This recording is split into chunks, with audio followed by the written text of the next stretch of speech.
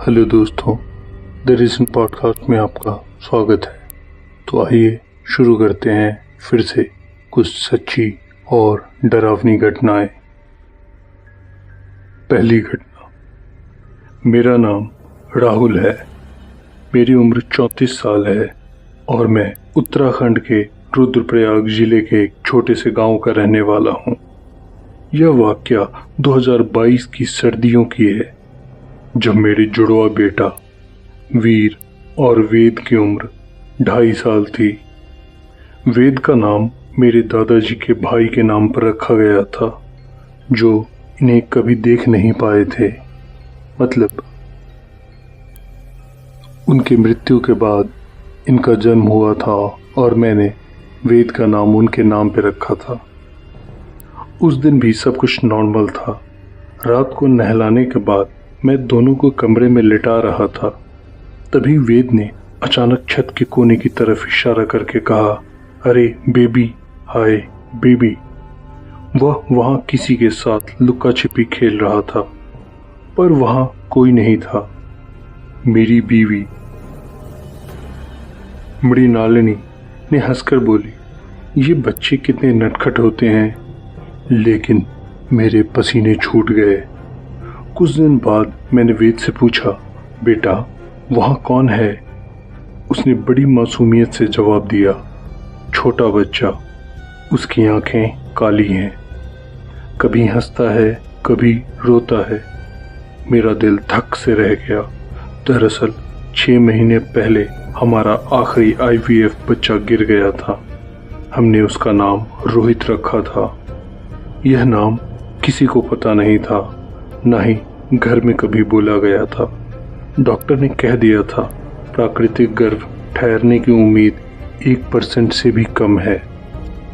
पर किस्मत का खेल देखिए, 15 दिन बाद मृणालिनी ने टेस्ट किया। जब वह बाथरूम से निकली तो वेद उसके पेट पर हाथ फेर कर बोला, मम्मी के पेट में बेबी है। उस दिन के बाद कमरे का छोटा बच्चा अचानक से गायब हो गया। अब वो बच्चा वेद को नहीं दिखता था। लेकिन सबसे डरावना मोड़ तब आया जब हम दिवाली पर अपने पुराने घर गए। मैंने वेद को अपने दादा की तस्वीर दिखाई, जो 1947 के दंगों में मारे गए थे। बिना कुछ बताए वेद ने तस्वीर की ओर इशारा करके कहा, अरे बेबी, यही तो वो है। ठीक वैसे ही जैसे वह कमरे के कोने से बात करता था। मेरी रूह कांप गई। मुझे समझ में नहीं आ रहा था, क्या यह मेरे पूर्वजों की आत्मा थी जो गुम हुए बच्चे को संभाल रही थी। आज भी वेद रात को काला उल्लू देखने की बात करता है। गांव के बुजुर्ग कहते हैं काला उल्लू प्रेतों का साथी होता है, पर मैं उससे पूछने की हिम्मत नहीं जुटा पाता। कभी कभी लगता है शायद हमारे पूर्वज अब भी हमें चेतावनी दे रहे हैं। अगली घटना अन्विता की है। मेरा नाम अन्विता है। मैं 28 साल की हूँ और मैं नवलगढ़ में रहती हूँ। यह बात 2023 की है, जब मेरी जिंदगी में एक हैरान कर देने वाला और डरावना मौका आया। कुछ हफ्ते पहले मेरी प्यारी पड़ोसन अंजलि, जो बेहद नरम दिल वाली और भावुक इंसान है, उसके चेहरे पर हमेशा एक चुप सी कहानी झलकती थी। उसने मुझे बुलाया। अंजलि, जो विडो थी, उसने मुझे अपने घर पर पालतू जानवरों की देखभाल की जिम्मेदारी सौंपी। उनके पास 2 शैतान बिल्लियां और एक बूढ़ा जर्मन शेफर्ड कुत्ता था। हर रोज मैं उनके लिए खाना बनाती, उनके साथ खेलती और बिल्लियों का टॉयलेट साफ करती। अंजलि का घर शांत गली में था, जहां एक अजीब सा सुकून भरा माहौल रहता था। लेकिन किस्मत ने अचानक करवट बदली।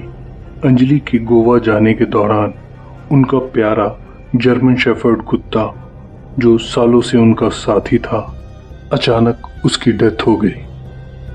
उस शाम मैंने अंजलि को फ़ोन किया। उन्होंने कहा, कुत्ते के शरीर को फ्रिज में रख दो, उस ठंडे और घबराहट भरे पल में मुझे समझ नहीं आ रहा था कि आखिर मैं क्या करूं। दिन उदासी में बीता। रात को जब अंधेरा छाया, मैंने आंगन में सिगरेट पीने के लिए निकली। ठंडी हवा और धुंधली चांदनी ने माहौल को और डरावना बना दिया।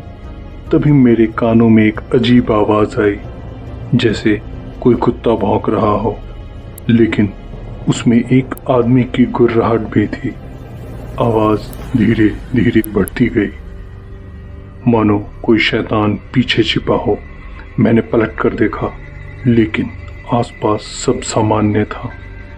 मेरा घर एक खाली हवेली और अंजलि का घर जिसकी हरकत भांपने वाली लाइटें जल उठी थी। फिर वही आवाज, 2 बार भौंकने जैसी, मानो कोई पागल मुझे डरा रहा हो। आवाज इतनी अजीब थी कि लगा यह इंसान नहीं। मेरा दिल जोरों से धड़कने लगा, पैर अपने आप भागने लगे। जैसे जैसे मैं दौड़ी, आवाज तेज होती गई, मानो कोई अदृश्य शैतान मेरे पीछे पड़ा हो। जब तक मैं घर पहुंची, सब शांत हो गया था। घर में पति विक्रम ने मुझे थाम लिया। उन्होंने कहा शायद कोई मजाक कर रहा था, लेकिन मेरा डर कम नहीं हुआ। अगले दिन मैंने विक्रम की माँ को सब कुछ बताया और यह सुनकर वो मुस्कुराने लगी। उन्होंने कहा, अरे वह तो रेक्स था। मैं चौंक गई। उन्होंने बताया, अंजलि के मर चुके पति रेक्स अक्सर ऐसे मजाक करते थे। अगले दिन अंजलि ने भी इस बात की पुष्टि की। उन्होंने कहा, रेक्स को ऐसे डरावने मजाक करने की आदत थी। आज भी रात के सन्नाटे में वह भौंकने की आवाज याद आती है मुझे। शायद यह रेक्स की शरारत थी या फिर मेरे दिमाग का खेल, पर इस घटना ने मुझे सिखाया, जिंदगी के डर और रहस्य को स्वीकार करते हुए आगे बढ़ना ही होता है। अगली घटना। मेरा नाम स्नेहा वर्मा है और मैं भोपाल के पास निम्राना कॉलोनी में रहती हूँ। उस वक्त मैं 21 साल की थी और राजीव गांधी कॉलेज में पढ़ती थी। यह घटना 2023 की गर्मियों की है, जब मैं अपनी दोस्त लावण्या के साथ लाल घाट के पास वाले छोटे बाजार में शाम की चाय पीने गई थी। लेकिन जो हुआ उसने मेरी नींदें और सुरक्षित महसूस करने की भावना दोनों ही छीन ली। उस दिन लावण्या को जल्दी घर जाना था, इसलिए मैं अकेली ही कॉलेज हॉस्टल की तरफ लौट रही थी। निम्राना कॉलोनी की गलियां उस वक्त सुनसान हो जाती हैं, क्योंकि यहाँ ज़्यादातर बुजुर्ग लोग रहते हैं। मैंने कानों में ईयरफोन लगाए हुए थे, लेकिन आवाज़ बहुत धीमी रखी थी। अंधेरे में कभी कभी पैरों की आहट सुनाई दे जाती है। तभी मैंने सामने वाली गली का रास्ता काटने का फैसला किया। यह रास्ता ज़्यादा छोटा था, लेकिन बिना स्ट्रीट लाइट वाला, जो अक्सर शॉर्टकट्स होते हैं। मेरे दिल की धड़कन अचानक तेज हो गई। हवा में सड़नदार गंध आ रही थी, जैसे खुले नाली का पानी सूख गया हो। मैंने ईयरफोन निकालकर जेब में डाला। तभी अंधेरे से एक लंबा साया उभरा। वह गोरा चिट्टा आदमी था। उम्र शायद 28 से 30 साल रही होगी। उसने 80s के जमाने का चमड़े का जैकेट पहना हुआ था, जो भोपाल की गर्मी में बिल्कुल बेमेल लग रहा था। उसके बाल घुंघराले थे, लेकिन तेल से चिपके हुए, जैसे किसी पुरानी फिल्म का विलन हो। उसने होठ चाटते हुए मेरी तरफ देखा। उसकी आंखें लाल थीं, नहीं खून जैसी नहीं, बल्कि जले हुए लोहे जैसी। मैंने पीछे हटने की कोशिश की, लेकिन वह तेजी से मेरे पास आया। उसके पैरों की चप्पलों से रेत की आवाज आ रही थी, खरखराहट जैसे। एक्सक्यूज मी, उसने अटकते हुए हिंदी में पूछा। यहाँ से नया बस स्टैंड कितनी दूर है? मैंने गले से आवाज़ निकाली, शायद 2 किलोमीटर।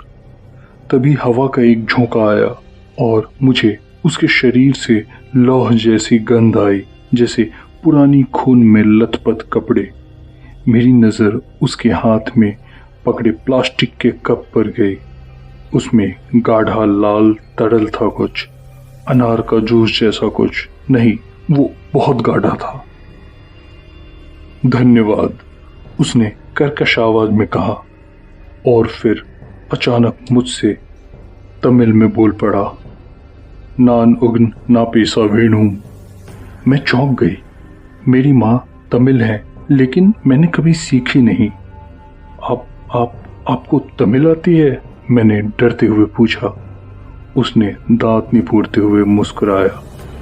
उसके कैनाइन सामान्य से ज्यादा नुकीले थे, जैसे किसी जंगली जानवर के होते हैं। अचानक हवा रुक गई। पेड़ों की सरसराहट, दूर से आती बाइक की आवाज, सब मानो गायब हो गए हों, मानो पूरी दुनिया ने सांस रोक ली हो। मैंने आंखें मूंद ली। दिल जोरों से धड़क रहा था। जब आंख खोली तो वह गायब था।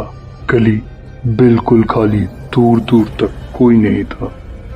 मेरे पैरों के पास एक पत्थर था जिसे उसने लात मारकर हटाया था। पत्थर पर लाल धब्बे थे। क्या वो खून था? सुबह मैंने उस गली में जाकर देखा। एक पुरानी दीवार पर अजीब निशान बने हुए थे, जैसे किसी ने नाखूनों से खरोंचा।